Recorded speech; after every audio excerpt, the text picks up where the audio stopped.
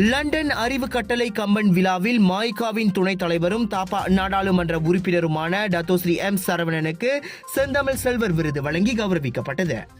லண்டனில் 2 நாள் நடைபெற்ற இந்த விழாவில் தமிழ்நாடு, இலங்கை உட்பட பல்வேறு நாடுகளின் பேராளர்கள் கலந்து கொண்டு சிறப்பித்தனர்.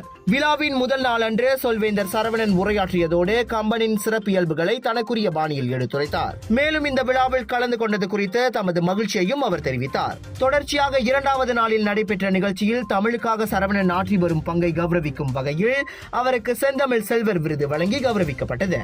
மலேசியாவில் துன் சாமிவேலுக்கு பிறகு எழுத்தாளர்களையும் தமிழ் படைப்பாளர்களையும் ஊக்குவிக்கும் வகையில் டத்தோஸ்ரீ சரவணன் ஆற்றி வரும் பங்கை பாராட்டும் வகையில் அவருக்கு இந்த விருது வழங்கப்பட்டது.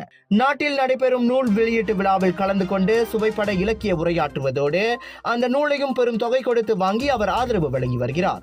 மலேசியாவில் ஆண்டுதோறும் கண்ணதாசன் விழாவை ஏற்பாடு செய்து தமிழக பேச்சாளர்களை இங்கு அழைத்து வந்து இலக்கிய சுவையை வழங்கி வரும் சரவணன் அந்த நிகழ்ச்சியில் பல துறைகளை சேர்ந்த பல கலைஞர்களையும் பாராட்டி சிறப்பிக்கிறார் என்பது குறிப்பிடத்தக்கது.